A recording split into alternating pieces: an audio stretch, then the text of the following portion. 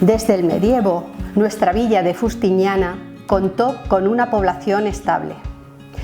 Ya en 1353, en el censo que se llamó Monedaje, Fustiñana aparece con 139 fuegos contando sus clérigos, es decir, unas 600 personas.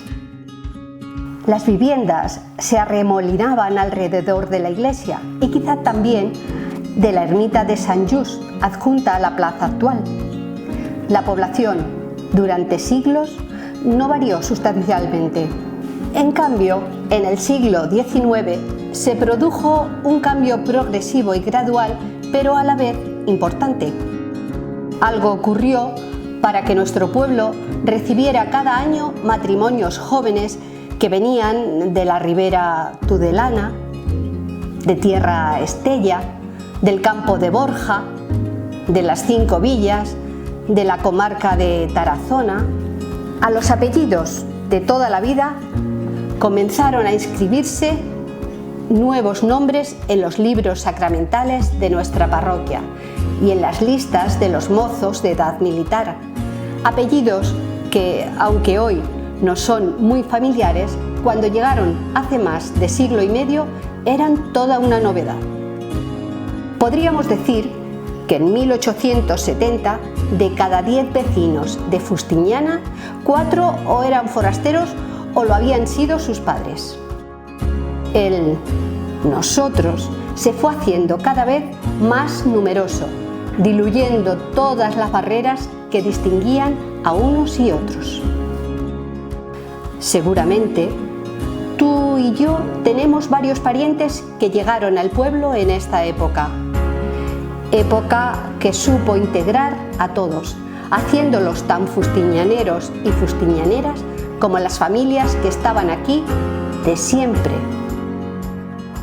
Una vez más, la historia nos demuestra que cuando hacemos el esfuerzo de integrar e integrarnos, ganamos todos.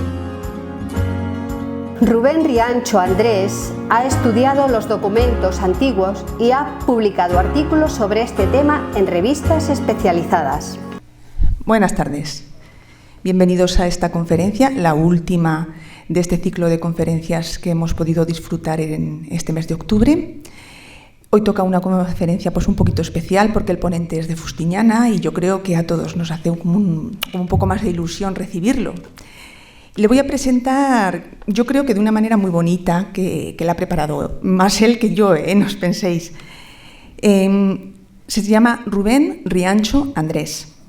Es hijo de Nazario y de Ángeles. Nazario trabajó en Fustiñana como panadero más de 40 años en la panadería que ahora administra Eduardo Hernández. Además, junto con Ángeles, regentaba una zapatería en la calle Príncipe de Viana, calle que ahora ya no existe. Lo poco bueno, dice él, que tiene este hijo de Nazario y Ángeles, lo ha aprendido de ellos, de sus padres. Lo malo, lo ha adquirido por no hacerles caso. Él ha trabajado dando clases durante 32 años en Barañáin y Cizurmayor. Además, durante 21 años ha compaginado esta tarea impartiendo docencia en la UNED de Pamplona. Los últimos 7 años de su vida laboral estuvo de inspector en educación. 2 campos de estudio han sido los que ha abordado en su producción escrita, el medio ambiente y la historia. Hoy se centrará en este último aspecto. La conferencia que vamos a tener el placer de escuchar en breve es parte de un estudio más amplio que realizó hace unos años sobre Fustiñana. Analizaba los aspectos demográficos y socioeconómicos de esta villa durante el siglo XIX. Hoy va a tratar especialmente los aspectos demográficos, aprovechando que al menos una de las cuestiones centrales de esta disciplina, la mortalidad de la población, está de actualidad desde hace un par de años. Y ya os dejo con él. Bueno, buenas tardes. Muchas gracias por la presentación. Y bueno, vamos a dar comienzo un poco a esta charla. Voy a tratar de hacerla amena, aunque sé que el tema de la demografía es bastante complejo, es de mucho cuadro y a veces es de perderse un poco entre tanta gráfica y tanto esquema.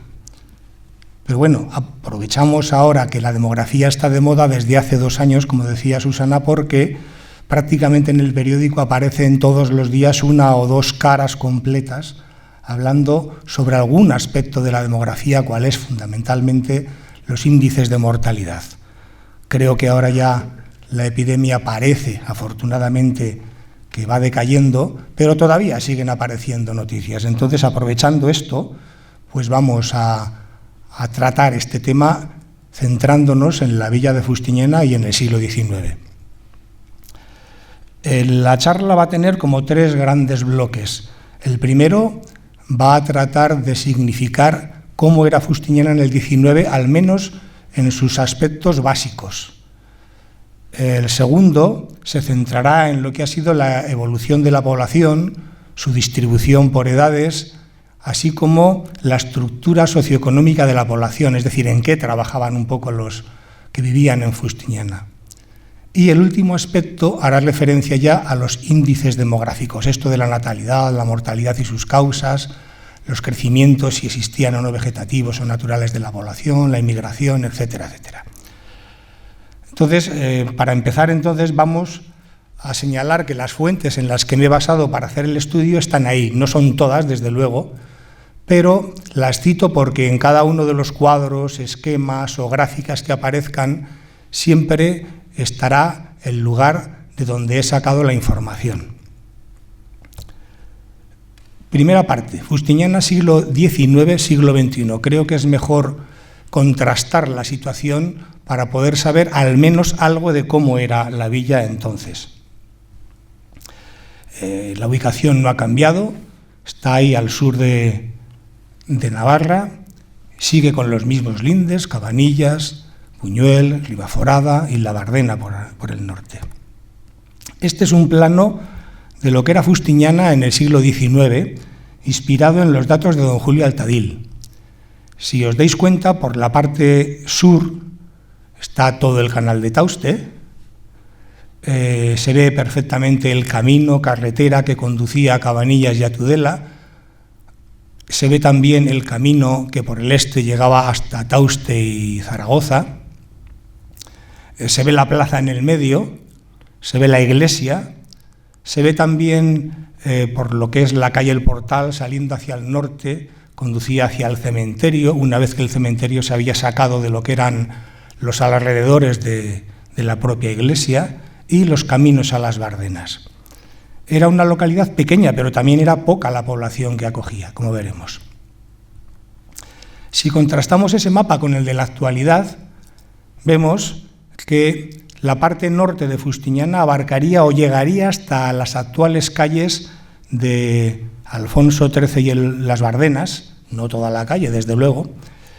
Vemos también la calle Mayor como se alarga, la carretera, vemos también la desviación hacia Tauste, percibimos también el camino hacia el puente, hacia lo que era la huerta, vemos el molino, como estaba ahí, hacia la parte oeste limitaba, digamos, con la calle Alfonso el Batallador y el Granero del Rey, y hacia el este con las calles San Antón, que está por aquí, no puedo señalar, pero bueno, es igual. Entonces, más o menos era unas 4 o 5 veces, abarcaba el espacio, 4 o 5 veces menos que lo que es la actual villa. Pero también había 4 o 5 veces menos habitantes.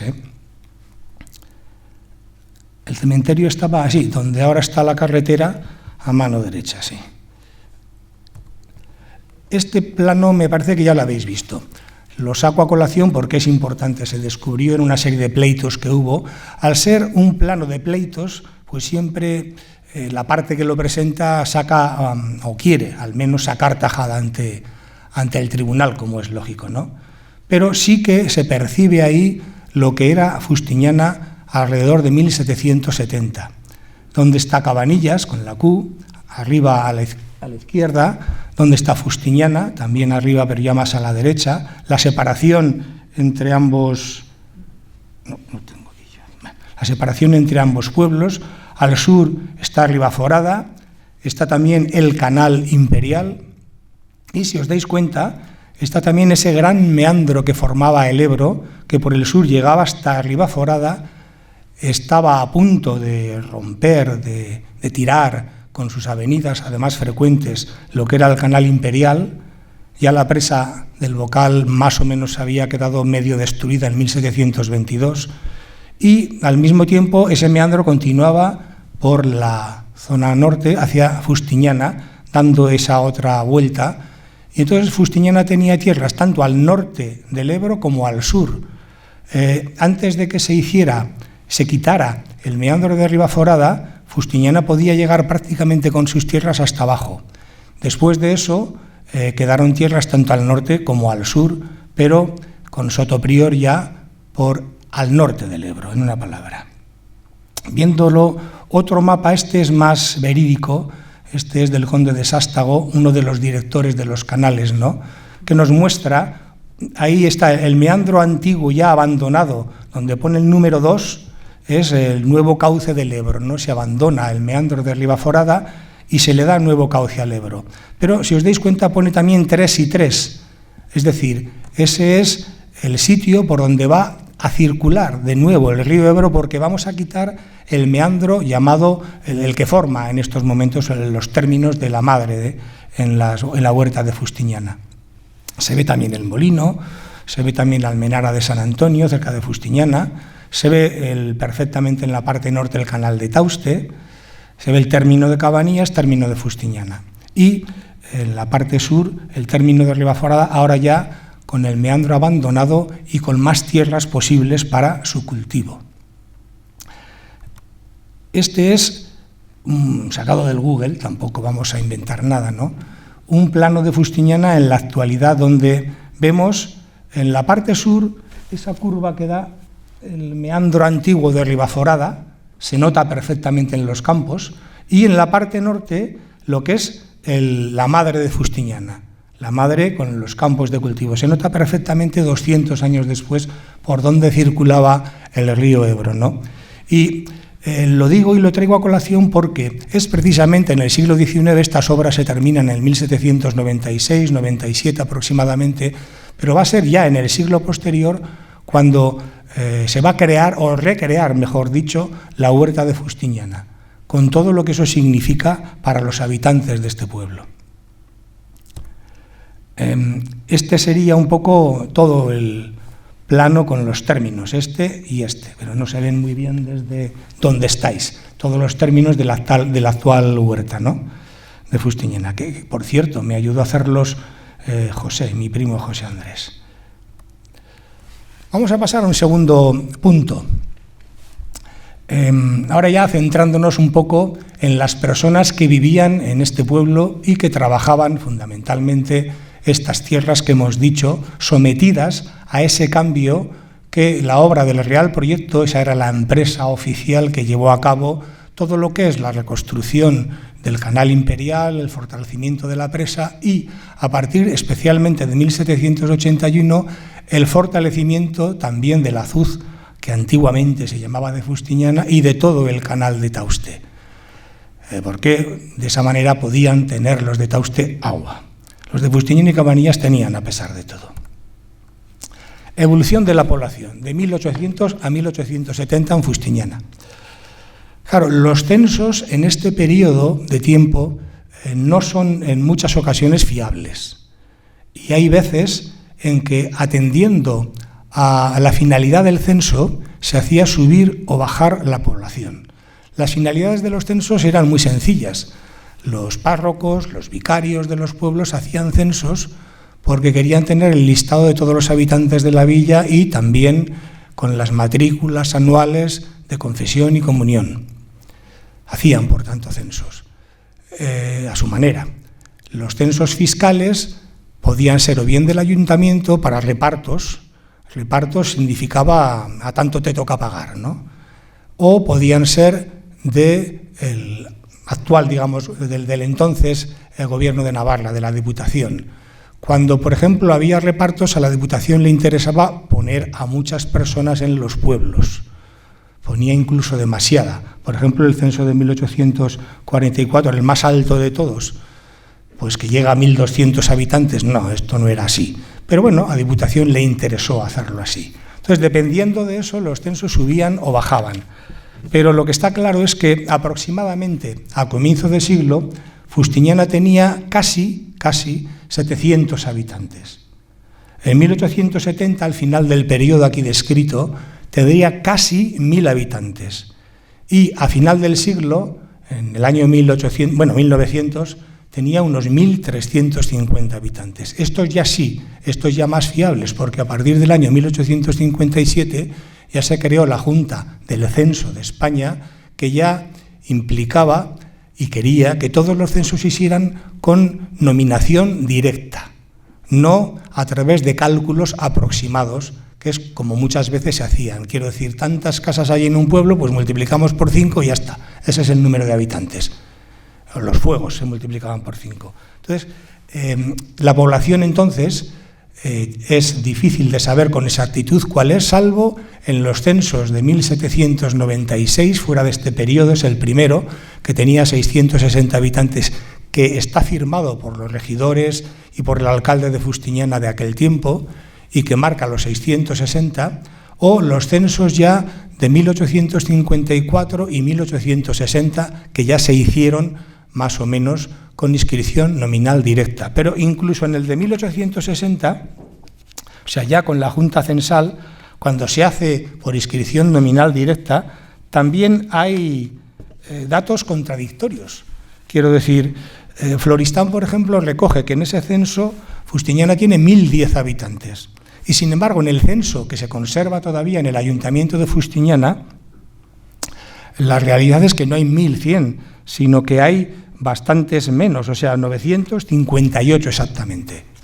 Y además, en ese censo de los 958 están incluidos los que vivían, por ejemplo, en Congostos, que era una persona, quien vivía en Guarda de la Cañada, que eran 25 personas, los que vivían en Torres de Leoz, términos ahora todos ellos desaparecidos, que eran 11 personas, o los que vivían en las corralizas trashumantes de María Luisa de Orá, que eran 13 personas. Es decir, que si están incluidos esos, pues tal vez supongo que lo que le pasó a Floristán fue añadir a los que salían, a los 958, añadir por encima estos que he dicho, cuando sin embargo ya estaban contados. Pero bueno, no lo sé, eso no lo sé. Pirámides de población. Ahora alguno dirá, hombre, esto no es una pirámide de población. Las pirámides de población se suelen agrupar a las personas cada 5 años, eso es lo clásico, o cada año. No hemos podido hacer eso por una razón elemental, porque en el censo de 1796 la población se agrupaba por las edades que hemos dicho. 0 a 7, que eran los infantes, luego estaban los niños, luego estaban los jóvenes, luego estaban los mozos, luego estaban ya los adultos. Entonces, para poder contrastar bien la pirámide de población de 1796 y 1854-60, lo que he hecho ha sido, pues bueno, vamos a aglutinar a toda la población, también la de los censos de 1860 y tal, en los mismos bloques de edad que en la de 1796. Esta pirámide de población, ¿por qué se caracteriza? Pues si veis su base, 0,7 años, hay una gran cantidad de población. Una gran cantidad de población. ¿Ves? Parece como alguien que está sentado y tiene los pies un poco estirados y tiene también los brazos abiertos, ¿no? Parece algo así. Si lo hubiéramos agrupado de 5 en 5 años, seguramente nos hubiera salido casi una pirámide perfecta. La pirámide, por el contrario, de 1860, si la agrupamos igual en esos bloques que hemos dicho, muestra que la población de 0 a 7 años en proporción a las demás no franjas de edad es mucho menor. Y, sin embargo, la proporción de adultos de 40 en adelante es mucho mayor. La diferencia es que en el censo de 1796, la parte baja, tenéis en el rojo, tiene el 27% de la población. El 27%. Y la parte que va de 40 a 50 años tiene 15, y pico de población. Si nos vamos ahora al de 1860, vemos que los infantes representan ahora el 16% de la población, es decir, 10 puntos menos. Mientras que los adultos representan el 26 casi por ciento de la población, es decir, 10 puntos más. Ahora, ¿y esto qué significa? Pues significa que las personas empiezan a tener una mayor longevidad de vida, viven más, y la proporción que existe entre los que nacen, los infantes, y los adultos se ha reducido precisamente por eso. Hay mejores condiciones para que la gente viva más. Podemos deducir más cosas. Por ejemplo, si nos fijamos en el censo de 1796, en el cuadro que da origen al censo, que es este, 1796, ¿a qué hora se casan hombres? ¿A qué edad se casan hombres y mujeres? Pues si os dais cuenta, de los 16 a los 25 ya empieza a haber hombres casados. Ya empieza a haber. En 28 de 660 habitantes, el total de la población. Sin embargo, si vamos al censo de 1860, tenemos 21 casados de 16 a 25 de 958 habitantes. Es decir, hay muchas menos, en proporción, menos gente que se casa a edad temprana. Es decir, la edad en la que la gente empieza a casar se va retrasando poco a poco. Se va retrasando. Se hace cada vez, digamos, un poco mayor. ¿Qué más podemos averiguar? Pues, por ejemplo, fijaos en el número de solteros que hay en el censo de 1796. Solteros mayores de 40, 50 años o mayores de 50 años, 1. Nos fijamos ahora, mayores de 50 solo 1. Nos fijamos ahora en el de 1860. Mayores de 50, 0. Sí que hay de 40 a 50. Y parece como que la soltería está ligada, ¿no?, a una mayor longevidad de vida. Parece. Bueno, son datos así. Vamos a seguir con otra cosa. Índice de masculinidad, por ejemplo. A pesar, como veremos posteriormente, que Navarra era un lugar de inmigración y bastante poderoso, por ejemplo, la media de crecimiento en Fustiñana casi se acerca durante el siglo XIX al 100%, es decir, duplica la población. En cambio, en Navarra ese índice es justo el de la mitad, ¿no?, más o menos. Índice de masculinidad o de feminidad, tómese como se quiera. Generalmente los demógrafos hablan solo de masculinidad, así que lo siento por... Prácticamente se mantiene estable a lo largo de todo el... Es decir, no hay grandes cambios, las proporciones son siempre muy similares, no hay grandes cambios. Otro dato que se puede sacar de los censos estudiados son la estructura socioeconómica de la población. Vamos a comparar el de 1796 y también el alistamiento de 1811. Este alistamiento lo hicieron los franceses y en este alistamiento incluyeron a todo el vecindario, pero especialmente a quienes les interesaba. Es decir, a los franceses, a los varones, comprendidos entre los 11 y 50 años. Por decirlo de alguna manera, a todo aquel que pudiera tomar las armas y enfrentarse a ellos, ¿no? Por cierto, la relación que viene de cada individuo es preciosa porque los describe a la perfección con 10 o 12 rasgos distintos. Se conserva todo en la sección de estadística, carpeta 4, en el Archivo General de Navarra. Bien, si nos vamos entonces al censo, vemos que en el de 1796, el sector, vamos a empezar por ejemplo por el artesanal, el de los artesanos 7, empleados del rey 8. Todavía en el 96 seguían las obras del canal, aunque fue justo un año antes cuando, en teoría, se puso la última piedra que daba origen al canal imperial, ¿no? Pero bueno, aún seguía gente trabajando. Artesanos hay 7. ¿Qué 7?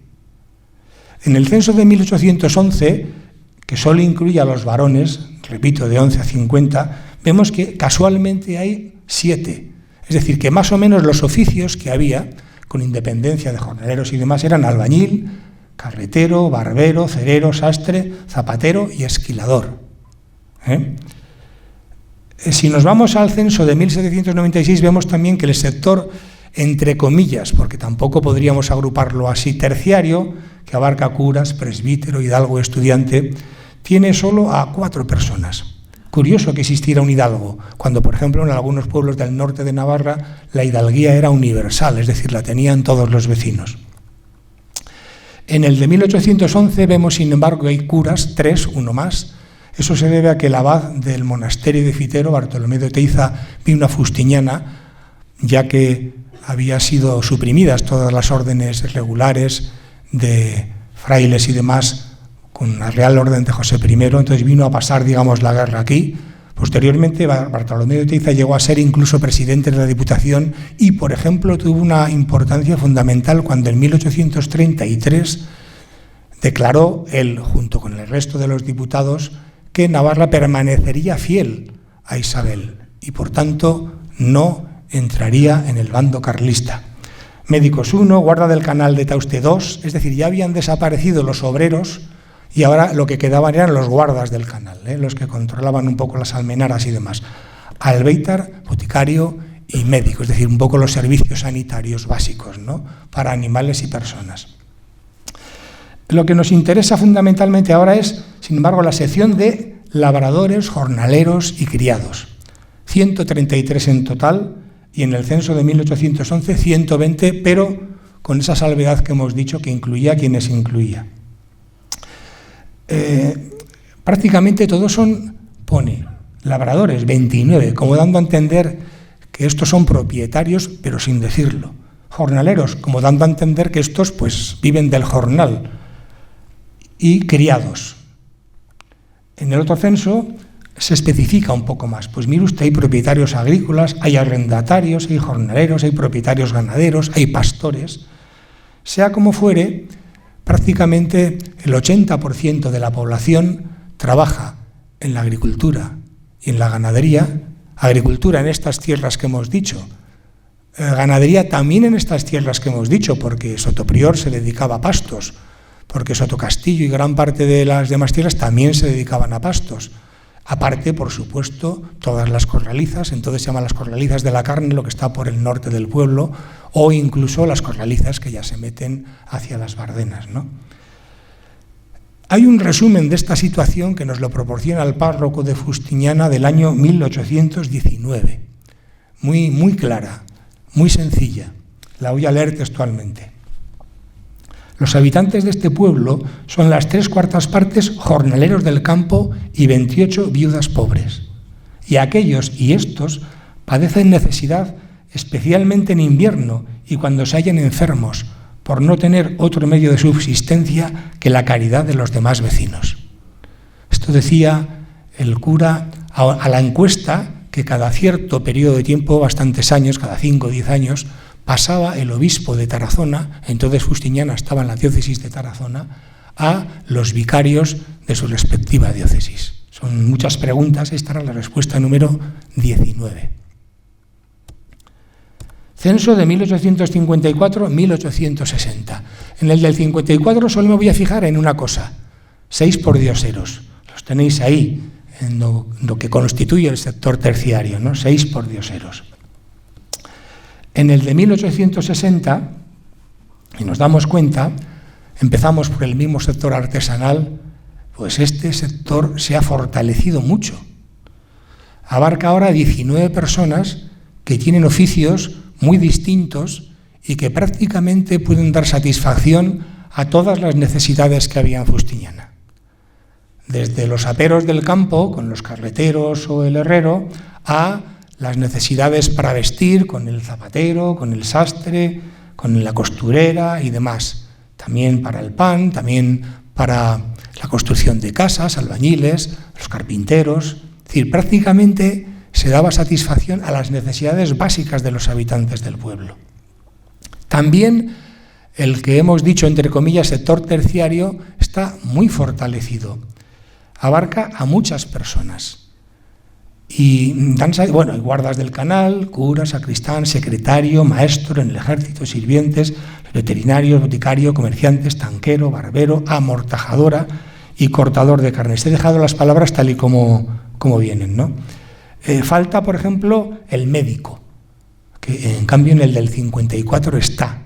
Bueno, el censo ya sabéis que se hacía el día de Nochebuena, cuando se pasaban células a todas las casas del pueblo y los habitantes en sus casas, ese día es especial, se reúnen todos los familiares y demás, ¿no? Rellenaban todos los habitantes que había en cada casa y luego eso, habitantes que había, los nombres, apellidos, y saber leer y escribir, edad que tenían, oficios, etcétera, y eso se entregaba después, en este caso, al ayuntamiento. Así se hacían los censos nominales, ¿no?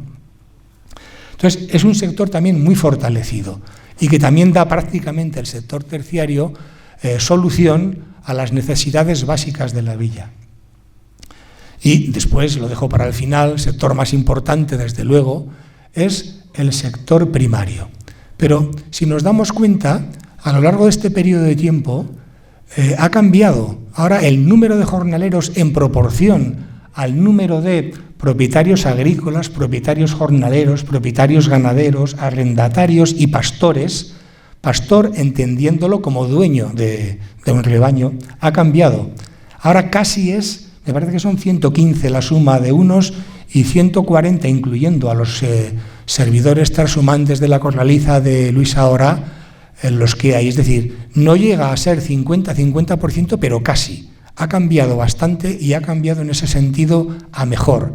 Prácticamente ahora la mitad tiene un terruño, por decirlo de alguna manera, propio. Esta situación nos plantea un poco, yo recuerdo cuando leo estos datos a McLuhan, lo que decían, y hablaba de las aldeas, hablaba él de la aldea global en la que vivimos ahora, en la que a lo mejor conocemos más, yo que sé, a un individuo de Estados Unidos actor o a otro cantante francés que al vecino de al lado, ¿no? Pero en el siglo XIX estos datos implican que las aldeas, las villas en este caso, los municipios, se autoabastecían por sí mismos prácticamente de todo. Eran prácticamente autosuficientes. Y las personas que salían fuera eran muy escasas. Prácticamente casi nadie salía fuera de los lindes que marcaba el propio horizonte que se domina desde la altura más alta de Fustiñana. Índices demográficos. Igual voy muy deprisa. Bueno. Sí. Vale. Índices demográficos. Estos son los que aparecen últimamente en la prensa, algunos, otros no. Primer índice en este periodo. Nacidos, bautizados de 1800 a 1860. Claro, los datos estos están sacados, lógicamente, de los libros de bautizados del archivo parroquial de Fustiñana, porque era el único que controlaba este aspecto. Desde el Concilio de Trento, desde 1545, los curas estaban obligados a tener libro de bautizados, libro de muertos, libro de casados. Estaban obligados. Y apuntar en breves reseñas, 3, 4 líneas, todo lo que sucediera. Por ejemplo, con los bautizos se apuntaba el nombre del padre, nombre de la madre, nombre del niño, se apuntaba también cura que lo bautizó y lugar. Esto hace aproximadamente unas 4 líneas. Todas las reseñas están agrupadas una tras otra y agrupadas por lógico, orden cronológico y años. Con el de muertos pues pasa lo mismo. Nombre del muerto y apellidos, clase de entierro, porque los entierros costaban mucho, 20 o 25 reales, y después también el lugar donde era enterrado, ¿no?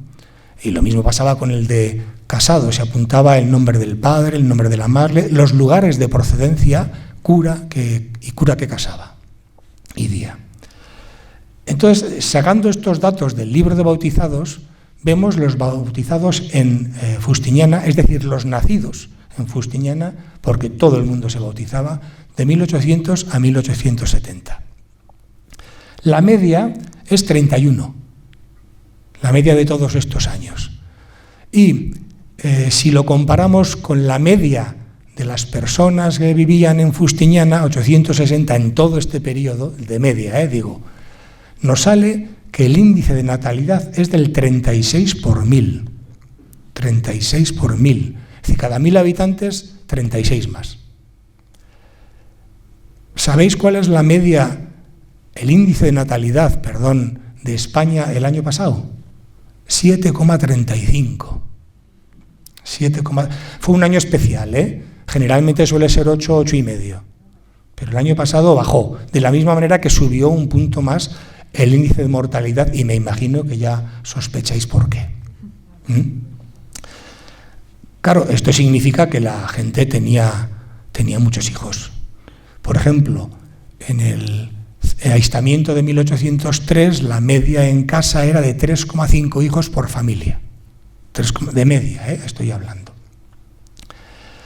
Más o menos, salvo 2 grandes periodos, el número de nacimientos se mantiene estable, aunque es lógico que, lógicamente, a periodos de grandes crestas, grandes subidas, pues al año siguiente pues haya un poco más de bajada. Pero sí, hay 2 grandes baches.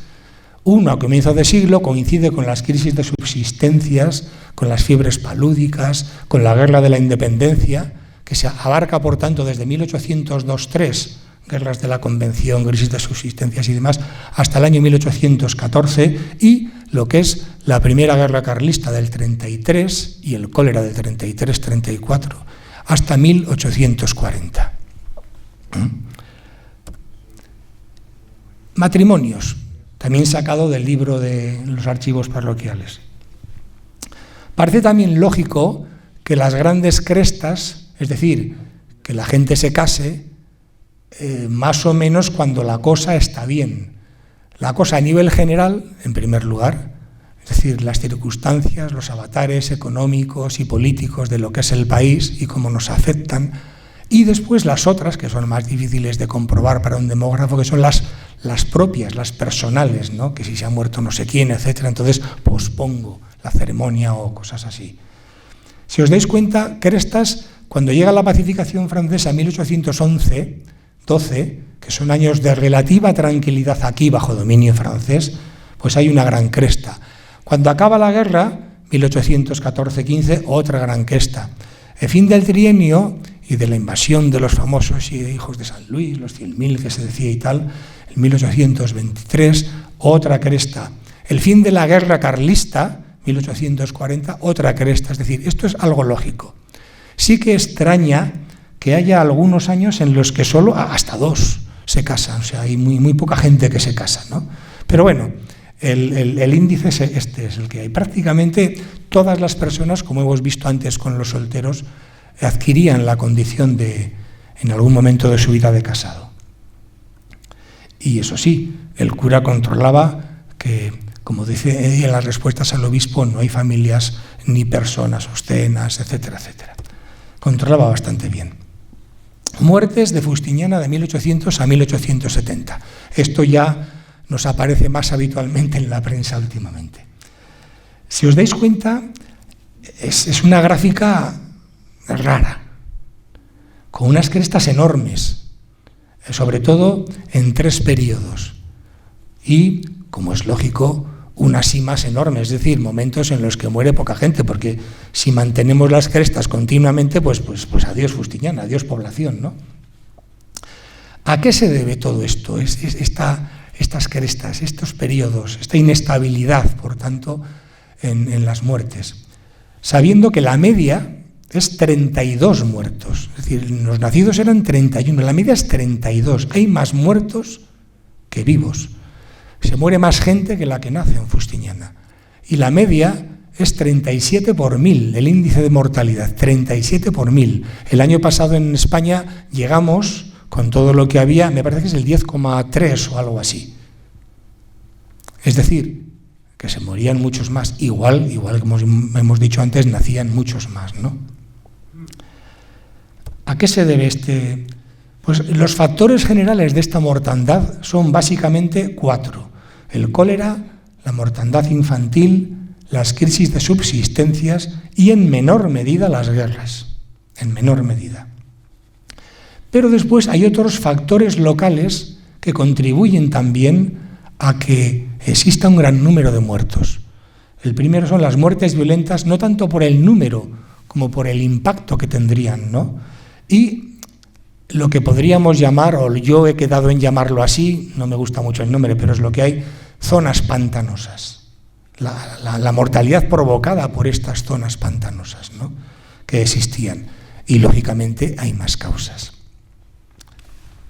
No sé si se verá bien desde atrás lo que corresponde a cada cresta y a cada nombre. En las primeras crestas, a comienzos de siglo, la primera cresta se debe, aquí están más o menos todas reflejadas, ¿no?, las grandes causas que hemos dicho. Infantes, después crisis de subsistencias y fiebres palúdicas. Las fiebres palúdicas estaban básicamente ocasionadas por las zonas pantanosas que hemos dicho, y que esas zonas pantanosas estaban formadas por todo lo que es especialmente la antigua madre del Ebro. Es que cuando se hace el desvío, cuando la madre del Ebro actual, en los términos actuales de Fustiñana, se deseca y se lanza y se quita ese meandro, se hizo, pero el nuevo cauce del Ebro que se da en la parte de Fustiñana, no en la de Arribaforada, está incluso un poco más alto que lo que era la propia madre del río en Fustiñana, la madre clásica, la madre antigua, la que tocaba Fustiñana, porque el Ebro casi tocaba Fustiñana. ¿Eso qué significa? Pues que el nivel freático del agua pasaba, por natural, a lo que era la madre. Pero además, el escorredero del molino, cuando se molía pan, también iba a la antigua madre. Lo que era la almenara de San Antonio también iba a la antigua madre. Y lo que era todo el barranco de Santa Engracia, supongo que los términos los conocéis, ¿no? No me he entretenido antes en los términos precisamente porque he dicho, bueno, aquí no hace falta. Pues también iba allá, ¿no? Y claro, la madre pues estaba siempre con agua. Y eso creaba esas zonas pantanosas de las que veremos después algunos informes y cómo contribuían a la mortandad, ¿no? Y sobre todo a la creación, a la propagación de enfermedades palúdicas. Luego está la Guerra de la Independencia, que hay pocos muertos en teoría. Otra vez vienen los infantes, fiebres palúdicas infantes, el episodio de cólera de 1833. Después, el resto seguimos infantes, cólera, infantes, cólera, infantes, cólera, infantes, subsistencia. Es decir, son prácticamente siempre causas generales y esos factores locales que hemos dicho, las que ocasionan esas muertes de las que hemos hablado. No tengo datos apenas porque los informes médicos, es decir, las causas de la mortandad, ahora todo el mundo se muere, viene el médico y dice, la causa es tal. Bueno, pues entonces no había causa, se moría y ya está. Si llegaba el cura daba la extremaunción y si no llegaba el cura que se preparara, porque a un tal Matías Salvatierra lo condenaron, bueno, lo enterró el ayuntamiento con permiso del alcalde en el cementerio, pero el obispo ordenó que lo sacaran de ahí porque el cura no había llegado a darle la absolución y decía además que hacía un año que no iba a misa. Sí, claro. No obstante, se quedó en el cementerio, que conste. Bueno, 1885, el cólera de 1885. Fijaos primero a qué las muertes afectan al aparato digestivo. Este es algo que estaba en el libro de muertos de la parroquia y me extrañó muchísimo que el cura se dedicara a apuntar esto. Ignoro lo fehaciente que es, pero no me extraña que lo apuntara bien porque en un episodio como, por ejemplo, el que hemos pasado nosotros, con encerramientos y demás, con los cordones sanitarios que estaban en nuestra propia casa, entonces solían estar en lo que eran los pueblos, que no enterra a nadie, ¿no? O las villas, pues con lo que hemos pasado, pues la gente, claro, está siempre preocupada, preguntando y demás, ¿no? Bueno, pues el cura apuntó. La epidemia del cólera duró de 1883, julio, a diciembre del 85, o sea, 2 años y medio. Nosotros llevamos 1 año y 8 meses, o 1 año y 9 meses, más o menos. No sé si empezó en febrero o marzo, por ahí andaba la cosa, ¿no?, del 20. Pues eso, llevamos, y prácticamente ahora ya, bueno, 79 personas murieron, 79. Fustiñana tenía 1054 habitantes cuando se hizo en el 87. 1054. Eso significa que en estos 2 años y medio de cólera murió el 70 por 1000 de la población. Términos redondos. No, un poco más. No os voy a decir el 79 porque son 1005, bueno, el 75. Venga, vamos a dejarlo en el 75. Si lo contrastáramos con los datos de la actual población de Fustiñana, 2.500 habitantes por los pelos, no llegamos aún, pero casi, significaría que el número de muertos serían 75 más 75, 150 más 37. 187. Imaginaros lo que eso hubiera supuesto si esta epidemia hubiera supuesto 187 muertos. Es decir, que llaman a la puerta de todas las casas del pueblo, en una palabra, ¿no? Y qué sensación, ¿no? Qué clima se genera. ¿Qué clima se genera? Si con la que hemos tenido, y prácticamente pues los muertos han sido muchísimos menos, ¿no? Se ha generado el clima que tenemos, pensad lo que sucedería en la mentalidad de las personas del año 1885, no ya en Fustiñana, sino en todos los lugares donde afectara el cólera, ¿no? El resto de las enfermedades, si os dais cuenta, enteritis, enterocolitis, gastroenteritis, disentería, colitis, fiebre tifoidea, enteritis foliculosa y otras digestivas, es que afectan prácticamente todas al aparato digestivo y prácticamente todas, con sus pequeñas diferencias, se manifiestan por lo mismo, que si diarreas, que si vómitos, dolores de tripas, retorcijones, fiebres, erupciones cutáneas, es decir, prácticamente todas tienen ese mismo patrón y prácticamente todas están ocasionadas por bacterias y muchas de ellas propagadas por agua en mal estado y por mosquitos. Hay otras causas. Fijaos, por ejemplo, dos ahogados. Es decir, las muertes violentas que decíamos, ¿no? Prácticamente todos los años, o bien en el pueblo, menos, o bien en la zona de las Bardenas, entre ahogados y muertos aparecidos, prácticamente hay uno y a veces hasta dos en todo el siglo XIX, especialmente del 800 al 870. Muertos de infantes. ¿Cuántos infantes se mueren? Infantes son de 0 a 6 años inclusive. Pues del total de muertos que tenéis ahí en el color azul, el rojo significa el número de infantes que mueren. Exactamente el 44% de todas las muertes que hay son de infantes. El 44%. Eso significa, como decías antes, que si una familia tiene 3 hijos y medio de media, si ha tenido 3 es porque ha tenido casi 6. Y si ha tenido 4 es porque ha tenido casi 8. ¿Por qué? Porque de 0 a 6 años prácticamente se moría la mitad de la población. ¿De qué? ¿De qué se mueren estos infantes? Pues además de las enfermedades que afectaban, lógicamente, a los mayores y que también, por supuesto, podían afectar a los críos, a los de 0 a 6 años, están las propias, por decirlo de alguna manera, esas que ahora se evitan con la triple vírica, ¿no? Con paperas, con... ¿cómo se llama la otra? ¿Cuáles son? Sí, paperas, sarampión, viruela, esa no entra, pero vamos, o sea, ese tipo de enfermedades, ¿no? Son las que afectan a los niños y dan estas cifras que son realmente espeluznantes en nuestros tiempos, ¿no? Fijaos también la mentalidad que se tendría que tener, ¿no? Para soportar, digamos, esta calamidad. La subsistencia. Subsistencia es, o se calcula, básicamente por lo que es el precio del trigo como alimento fundamental, ¿no? Está claro que el precio del trigo puede obedecer a distintas causas. A principio del curso, las primeras guerras de coalición de las 7 que hubo, España coaligada con Francia, contra Inglaterra, bueno, os acordaréis un poco de la batalla de Trafalgar y todo esto, ¿no? Vale, pues las 7 guerras que hubo ocasionaron un alza del precio del trigo y unos índices de mortandad, ahora lo he puesto en columnas a los muertos, enorme a comienzos de siglo.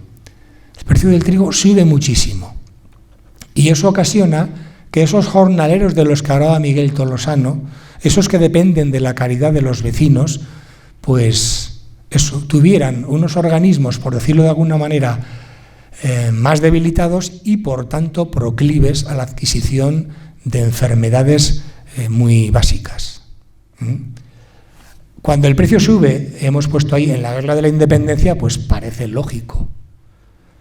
Ahí no es el trigo el que ocasiona una crisis de subsistencias, bueno, o por llamarle de alguna manera hambrunas. Lo que es el acaparamiento el que ocasiona ese tipo de cosas, ¿no? Cuando hay una guerra, todo el mundo almacena y esconde.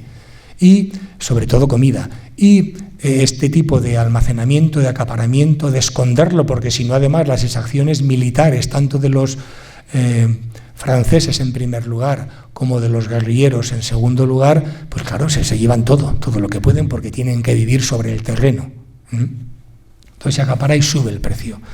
Posteriormente, los precios del trigo suben con la primera guerra carlista y el cólera del 33, dura de 1833 a 1840, sube también con el resto de las epidemias de cólera que hay, pero a posteriori, no a priori. Es decir, si hay una epidemia de cólera en el 54, el trigo sube en el 55. Y si hay una epidemia de cólera en el 59-60, el trigo sube en el 60-61. ¿Por qué? Pues como ahora lo vemos, no ha habido una crisis después de lo que nos ha pasado. Pues entonces también había una crisis. Esa crisis provocada por los cordones sanitarios que impedían que las ya de por sí malas condiciones de comunicación entre unos pueblos y otros, o entre unas capitales y otras, porque el trigo se llevaba en carretas, a ver si me entendéis, pues hicieran que hubiera menos comunicación todavía de la existente y que, por tanto, el precio del trigo subiera. Horta Rubio defiende que es precisamente esta causa, lo defiende en Tudela y especialmente en el 1803, que no es que hubiera carencia de trigo, sino que los cordones sanitarios impedían que el trigo llegara a todas las partes. Pero cuando llegaba una enfermedad de estas, Fustiñana se cerraba cal y canto. Bueno, Fustiñana y el resto de los municipios, ¿no? Vamos, que los confinamientos, como decía antes, no eran nuestras casas o con mascarilla, sino era en las localidades, en los pueblos. Zonas pantanosas.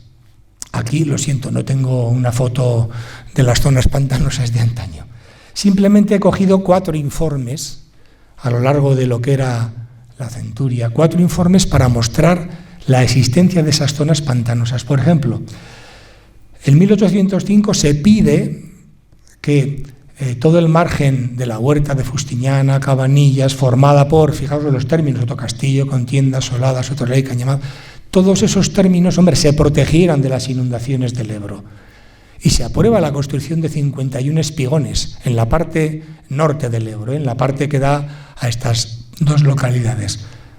Pero en 1811 todavía no se habían construido más que 1/3. Si se construye 1/3 es como si no se construye nada, porque el río inunda absolutamente los campos y los inunda absolutamente todos los años, porque la media de las crecidas del Ebro solía ser 5-6 metros.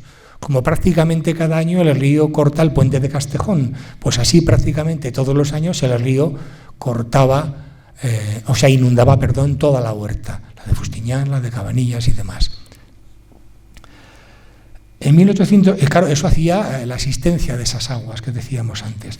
1817, un informe del ayuntamiento avalado por 2 médicos de Tudela y del pueblo, habla de fermentos pútridos que llenan la atmósfera, que provocan fiebres intermitentes difíciles de curarse en el mismo país por ser continua la causa que las produce. Es decir, esa existencia de las zonas pantanosas que hemos dicho. En el 48 se habla de enfermedad endémica, es decir, esto ya es lo habitual, esto es lo de siempre, y peligrosas, por la insalubridad del mencionado término de la madre y de la serna también, ¿no? Y se procede a aprobar la Constitución de un día que evitara estas inundaciones provocadas por la Almenara de San Antonio o el barranco de Santa Engracia, que ahora llega hasta el Ebro, pero que antes llegaba también hasta el Ebro, pero en su antiguo cauce. Y en 1857 existe también una petición para desecación de terrenos pantanosos a la Junta de Sanidad Municipal y Provincial. Y dice, y habla de la aflicción y desconsuelo de las muchísimas enfermedades en que varios vecinos se hayan postrados en sus lechos. Todo esto lo tenéis en informes del ayuntamiento, generalmente de Fustiñana. Es decir, cuando hablamos de fiebres palúdicas transmitidas especialmente, pues una bacteria transmitida también por mosquitos, hablamos de esto, ¿no? De zonas pantanosas. Y esta existencia de estas zonas provoca que las enfermedades como el cólera pues sean mayores. Aquí, vamos a ver, no sé si tengo... Déjame. Estas son las tuyas. Vaya, pensaba que había traído, pero no he traído... ¿Qué hacían los médicos, ¿no?, para evitar todo esto? Pero claro, cuando llegaba una epidemia de estas, los médicos decían, en primer lugar, deséquese las zonas pantanosas. Claro, lo primero es lo primero, pero no se desecaban. En segundo, tiene que haber higiene, hay que lavarse, ¿qué tal? Vale, pero ¿con qué nos lavamos? ¿Con qué agua? No había agua corriente como ahora, y tampoco el agua estaba clorada como ahora, y tampoco existía generalmente la lejía como ahora. Entonces, a lo mejor lavando muchas veces se contagiaban también. Había que lavar no solo los cuerpos, también había que lavar la fruta, la verdura, en fin, todo eso. Y eso generaba un círculo vicioso que estas zonas pantanosas provocaban, ¿no? Si lavamos y nos limpiamos con agua que está más o menos contaminada, estamos haciendo que la epidemia, que las fiebres, que el cólera, además, se extiendan todavía más, ¿no? Entonces, a eso me refiero cuando hablo de zonas pantanosas. Crecimiento vegetativo, ¿cuál es? Pues hemos dicho, el número de nacidos era 31 años, el número de muertos 32. Por tanto, el crecimiento de la población no es que sea nulo, es que es negativo a lo largo de este periodo. Y es negativo especialmente en 3 grandes momentos, ya los hemos explicado antes con sus causas, ¿no? A comienzo de siglo, hasta 1814, de 1826 hasta el cólera de 1834, otro momento negativo, y a partir de 1850-52 hay un batiburrillo de momentos que si positivo, que si negativo, muy cambiantes. Y otros 3 momentos positivos, esencialmente 2, el tercero está ahí, el tercero es en los que, como digo, la población de Fustiñana a lo largo de este periodo, de manera natural, hubiera decrecido. Y sin embargo, la población de Fustiñana aumentó. Hemos dicho que pasó de los casi 700 a los prácticamente 1000 en 1870 y a final del siglo en 1350. ¿Qué pasó entonces? Pues pasó que las tierras que se estaban poniendo en cultivo atrajeron a mucha gente, a muchos inmigrantes, que vinieron especialmente de la zona de la Ribera y de la zona de los pueblos limítrofes de Aragón. Destacan sobre todo de Tauste, que vinieron 10 familias nuevas, de Buñuel, Cortes, Malón y Tudela, que vinieron 4 o 5 familias de cada una de estas localidades. Pero ya veis un poco, ¿no? Era una inmigración, digamos, de pueblos muy cercanos. Y si contrastamos, por ejemplo, los primeros apellidos de los alistamientos de 1803 con los de 1860, eso está muy bien reflejado en el vídeo que habéis hecho, pues son todos estos los que aparecen como nuevos, como inexistentes antes, pero que ahora existen, nuevos, que han venido pues de alguna de estas localidades, ¿no? Son, bueno, pues todos estos. Los he puesto un poco por el orden de llegada en los años, tal y como aparecían. Para que os hagáis una idea, de 1800 a 1870, en Fustiñana se celebraron 25 matrimonios cuyos 2 cónyuges eran forasteros. Pero habían venido al pueblo los 2, no digo uno, los 2, cuando los trajeron sus padres de pequeñitos. Y, hombre, la parroquia de Fustiñana es muy interesante, pero desde luego no tiene ese imán de atracción que tiene, por ejemplo, la capilla de San Fermín a la hora de casarse. Es decir, no venían más que los del pueblo, en una palabra, ¿no? ¿Vienen por qué? Pues vienen atraídos por las tierras, como decíamos. He hecho 4 grandes esquemas para entender un poco qué significa esto de las tierras.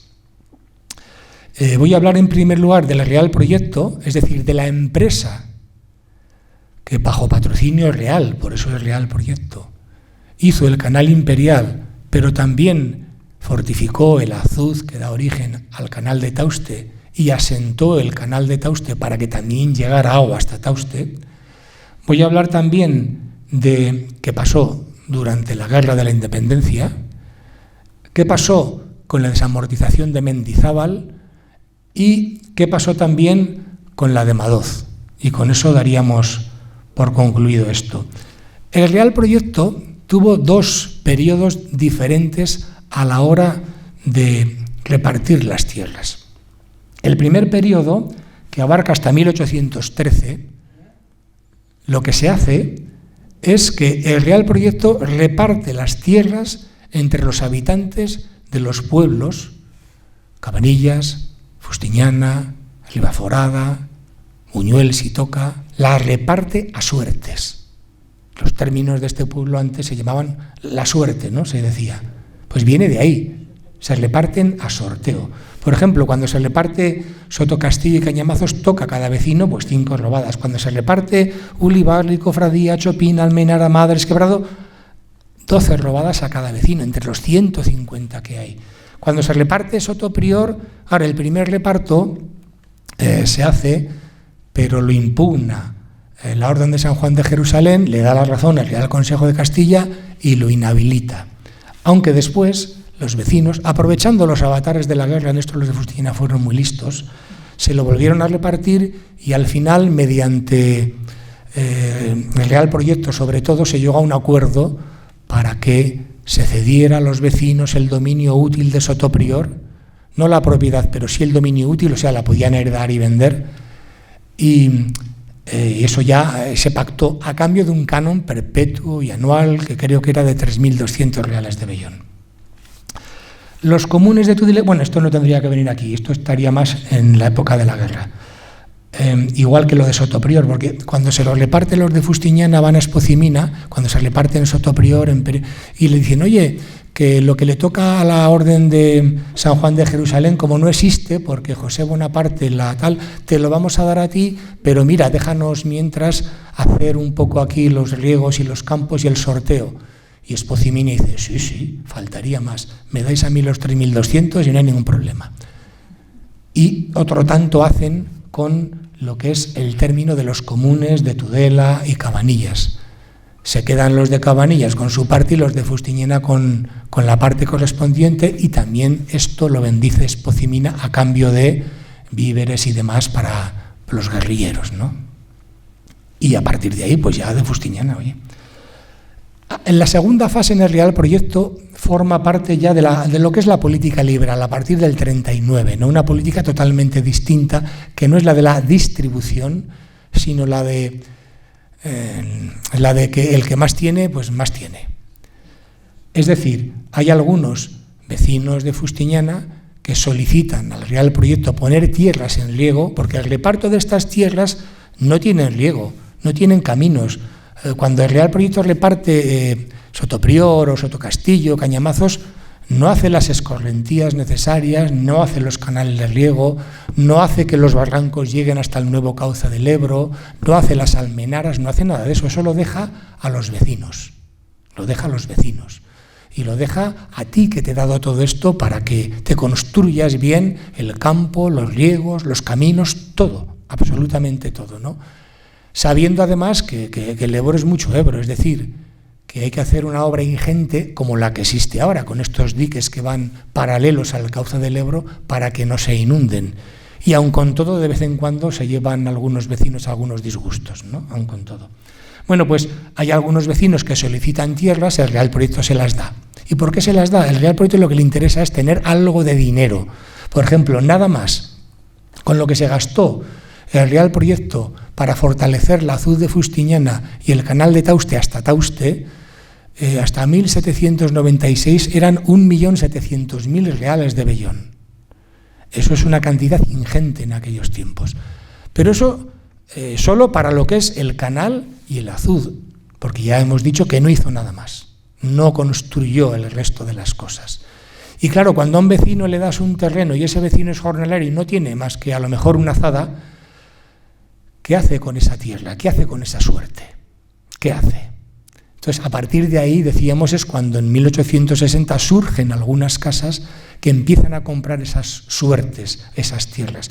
Al Real Proyecto le interesaba vender porque cobraba un impuesto, un sexto de lo que te produzcan esas tierras es para el Real Proyecto, un sexto. Había que dárselo. Entonces le interesa. Entonces, cuando estos vecinos le dicen, cuando era tierra para pastoreo, pues el Real Proyecto encantado. Pero estos vecinos tienen lo suficiente como para poder llevar a cabo esas obras que son necesarias para poner en regadío, a partir del 36 las tenéis allá, esos campos. ¿Qué es lo que pasó durante la Guerra de la Independencia? Aquí teníamos que haber metido, está equivocado, lo que hemos dicho antes de Sotoprior y del reparto de Sotoprior y de lo que son las corralizas de la carne, lo que se empleaba para viñas, que ahora, por cierto, ya se puso en regadío, pero mi abuelo ya, por ejemplo, tenía una viña. Pues en 1809 lo que se hizo fue, entre comillas, expropiarle a la Iglesia parte de sus tierras, por cierto, las mejores, o sea, 54 robadas, las mejores, a la Iglesia, a la parroquia, a la parroquia, para que con el dinero obtenido, que eran los 9.421 reales, el pueblo se librara de una exacción francesa, una exacción militar. Eso significaba, que si no me das eso, pues prepárate, que voy a por ti. Entonces, bueno, con eso se atendió, ¿no? El párroco se opuso, pero una vez que el obispo dijo sí, pues ya el párroco poco tenía que contar. El ayuntamiento a cargo se obligaba a suplir a la parroquia de cuanto necesitase. Desconozco quién es el comprador de esas tierras, pero estoy seguro que sería alguien de Fustiñana. Cuando llega la desamortización de Mendizábal, los nuevos propietarios de las tierras que se desamortizan, que se expropian, para entendernos, porque la desamortización es una expropiación, ya no son los vecinos de Fustiñana, ya no hay reparto, ni tan siquiera hay solicitud. Aquí lo que hay es un interés del Estado por tener mucho dinero. Mendizábal solía decir en el 36 que las tierras que pertenecen a la reina Isabel, si nos subimos a la Torre Mayor de Madrid, las contemplamos todas ellas. ¿Por qué? Porque en la guerra carlista, pues las partidas carlistas, tanto las vascas como en Navarra, como en Cataluña y demás, con la famosa Marcha Real, por ejemplo, del 37, que se presenta a las puertas de Madrid, pero recorre también Andalucía, pues eso. Entonces, ¿qué se hace? ¿O para qué sirve esta expropiación, esta desamortización? Pues simplemente para que el gobierno tuviera dinero y ganar la guerra. Para eso, sirve para eso. Y entonces, ¿qué tenemos que hacer con las tierras que expropiemos? Pues, por ejemplo, a la Orden de San Juan de Jerusalén en Fustiñana se le expropia el granero, la bodega de cubas, la era y 18 tierras de sembrar, he dicho de sembrar, no las de pastos, que significaban pues 600 robadas, las mejores. Y lo que se hace es venderlo y venderlo prácticamente al mejor postor. Es decir, el que lo compre me tiene que dar un quinto del valor de esto a la voz de ya, 120.000 reales de vellón. Y el resto en octavas partes, una por año. Claro, ¿quién de Fustiñana puede hacer eso? Pues nadie. Entonces, ¿quién es favorecido por esta dinámica? Pues solo grandes rentistas. Es decir, si la Orden de San Juan de Jerusalén dejaba las tierras a renta, ahora los rentistas que compran estas tierras las vuelven a dejar a renta, solo que las rentas ahora son mayores. El censo de Sotoprior, pues también se vende. Si eran 3.200, pues lo compra pues el Benigno de Garleta, lo compra y a él hay que pagarle esa cantidad, e incluso ya con lo que aumenten. Se expropia también, o se quita también lo que es el diezmo y la privicia, los impuestos que cobraba la Iglesia. Diezmo, ya veis ahí, ¿no? Pues 2 cuartos para la Orden de San Juan, 1 cuarto para el vicario, 1 cuarto para el obispo de Tarazona. Bueno, falta aquí poner el redécimo. El redécimo era un acuerdo que había entre el Papa y el Rey de España por el cual una décima parte de todo lo que era el diezmo iba también a la corona. Pero bueno, se expropia y se quita el diezmo y se quita la primicia, 2 impuestos que cobraba. La primicia la cobra directamente la parroquia. La primicia era para lo que es el culto, y el diezmo, el cuarto del diezmo que cobraba el párroco era para el párroco. Es decir, con una parte se mantiene la iglesia en todas sus facetas, pues yo qué sé, hay que hacer obras de albañilería, hay que hacer obras de mantenimiento, hay que agarrar un sagrario, pues la mantenemos con eso, las velas, etcétera, ¿no? Y el resto era, pues por decirlo de alguna manera, ahora diríamos el sueldo del cura, pues algo parecido. Eso también se vende, lo que pasa que el Estado sustituye diezmo y primicia por la contribución del culto y clero, que era, pues ya pone ahí, por ejemplo, era 12.037 reales de vellón que el ayuntamiento hacía reparto, es decir, a cada casa de Fustiñana le cobraba tanto por la contribución del culto y clero, eso se entregaba a la diócesis, al obispo de Tarazona, y este a su vez lo repartía entre los curas o lo que él se quedara. Pensad, una peonada se pagaba a 6 reales de vellón. En 1844, las últimas fincas que en teoría tiene la iglesia también se venden. Estas, cuya cantidad era menor, las compra alguien ligado a Fustiñana, que es Manuel Sierra, que no sé si vive en Buñuel, aquí pone de Buñuel, pero tenía también familia en Tudela, y un anterior pariente directo de ellos, el abuelo, era de Fustiñana, y es el que le hizo a la iglesia un salchucho con los famosos vales reales que se perdieron en tiempos de la guerra y demás. La de Madoz, la última desamortización, abarcaba los comunes, pero Madoz también se encargó. En Navarra no se hizo la desamortización de comunes, por eso quedan muchas tierras del común en Navarra. Madoz, por cierto, era navarro.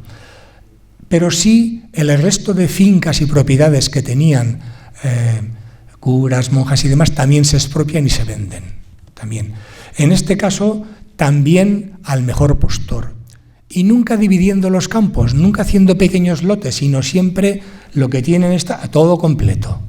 De tal manera que así también se dificultaba que los que llevaban a renta estas tierras pudieran quedarse con ellas. Entonces, pues primero se desamortizó lo de las monjas claras de Tudela, ya viene ahí, 32 robadas, luego las monjas dominicas, 23 robadas, luego la capellanía de la Peña, 108 robadas, luego la de los religiosos de la enseñanza, los censos famosos, luego las nuevas tierras, que nadie sabe de dónde, pero había vuelto otra vez a adquirir la parroquia. Todo eso se expropia y se vende, y como es al mejor postor, pues otra vez no vuelven a favorecer, digámoslo así, a los vecinos de Fustiñana. Sabéis que más o menos el empeño del gobierno en ese tiempo fue hacer una gran nación, una nación próspera, y para eso pensaba que el ferrocarril iba a ser la clave de todo ello, ¿no? Y gran parte de los beneficios obtenidos con la desamortización de Madoz fueron fundamentalmente a ese fin, a la construcción de los ferrocarriles y nuevas vías de comunicación para España. Bueno, en conclusión, y con esto acabo, que yo creo que ya Fustiñana tiene a lo largo del siglo XIX una demografía de ciclo antiguo. ¿Esto qué significa? Pues que hay una alta natalidad, 36 por 1000. Me ha salido el por 1000 un poco raro. Eso significa, contrastándola con la de ahora, pues lo que hemos dicho, ¿no? Estamos ahora en el 7, el 8, el 9, pues una alta mortalidad, 37 por 1000, con periodos catastróficos ocasionados por epidemias nacionales o por factores locales. Y una gran mortandad infantil, es del 44 por 1000. Hay un crecimiento vegetativo nulo. Bueno, nulo no, incluso negativo, un poco más negativo. Y el tipo de familia que existe es una familia extensa. Hoy en día estamos hablando siempre de familias nucleares, papá, mamá, niño, niña, y ya vale. Familias monoparentales, mamá que se queda con los hijos, papá que se queda con... Pero la familia extensa significa que viven al menos 3 generaciones. Los abuelos, los hijos, los nietos e incluso a veces también tíos y demás. Son grandes familias, no en contraste, por decirlo de alguna manera, con las familias de ahora. No obstante, la población de Fustiñana crece en 300 habitantes prácticamente en el periodo estudiado y en otros tantos más, incluso 350 en el siguiente periodo hasta completar el siglo XIX. Y vinieron inmigrantes de pueblos cercanos a Fustiñana. El más lejano que he contactado era Zaragoza por una parte y Estella por otra, los más lejanos. Los demás en el cuadro son todos bien cercanos, ¿no? Pero vienen atraídos ¿por qué? ¿Qué ofrece Fustiñana? Pues ofrece ese reparto de tierras propiciado por el Real Proyecto, o esas tierras que medio se venden porque no hay manera de elaborar en ellas por las circunstancias que tienen, ¿no? Se deseca y se pone en cultivo, se rehace, por decirlo de alguna manera, la nueva huerta de Fustiñana, y también las medidas desamortizadoras de Madrid también influyen en eso, aunque menos. Lo que más influyeron fueron esos repartos de tierra y esa asistencia de tierras que se llamaban noveles, nuevas, criadas o cultivadas por primera vez porque habían sido, entre comillas, robadas al Ebro. Sin embargo, los sorteos de tierras del Real Proyecto especialmente no se acompañan de las infraestructuras necesarias para ponerlas en cultivo, no se acompañan de riegos, de escorrederos, de diques, de barrancos que llegan hasta donde tienen que llegar, de almenaras, no se deseca la madre, no se desecan sotos, la madre nueva está un poco por encima de la antigua, lo que dificulta un poco la labor de esas tierras, ¿no? Sí, son cedidas en dominio útil, yo las puedo vender, mis hijos las pueden heredar y de hecho supongo que algunos jornaleros o algunas viudas pobres que no tenían las tuvieron que vender, constituyendo así un sector de familias que empiezan, digamos, a crecer económicamente mediado el siglo.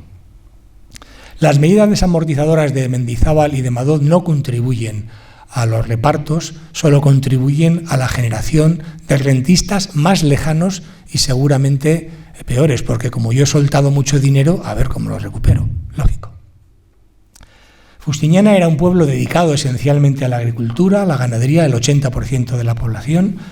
Incluso hay muchos artesanos que seguramente tendrían también o compaginarían también su trabajo de lo que fuera con cierta labor en el campo, donde predominaban los jornaleros, bien por la llegada de nuevas gentes, porque los repartos, claro, si hay nueva gente, ese no ha tenido reparto, bien por la compra de algunas suertes de tierras que realizan determinadas casas del pueblo. Y, mediado el siglo especialmente, se fortalece un sector artesanal y terciario que en parte estaba ocupado por los nuevos inmigrantes, vienen, por ejemplo, carpinteros, vienen herreros, viene un tejero, vienen 2 tejedores, viene un carretero, en parte copados por estos, que hacen posible satisfacer las necesidades básicas de la práctica totalidad de los habitantes del pueblo. Y con esto, muchas gracias.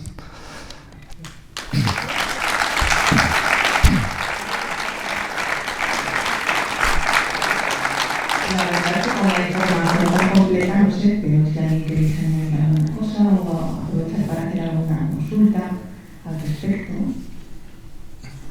Parece que ha quedado todo tan claro.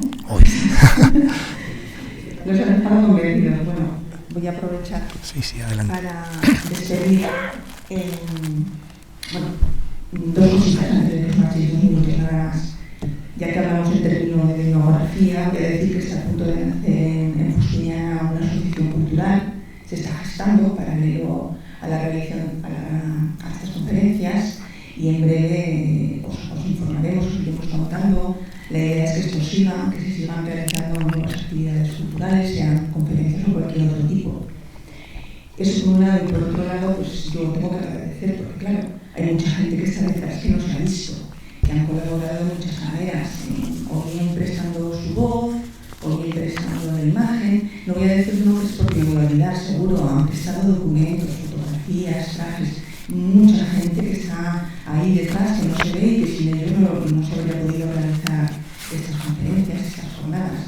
Y en especial a una persona Ángel Rosado Fernández, que está ahí sentado, pieza clave en la realización de estas conferencias, que no, por motivos familiares a lo mejor no puede estar aquí arriba, y que sepáis que gracias a él tenemos aquí mucha información. Eso es todo. También es cierto que sin el público esto no tendría sentido, o sea que gracias a vosotros también. Y bueno, y ya, pues muchas gracias a Rubén, por supuesto, por estar aquí, por esta conferencia tan chula que nos ha dado.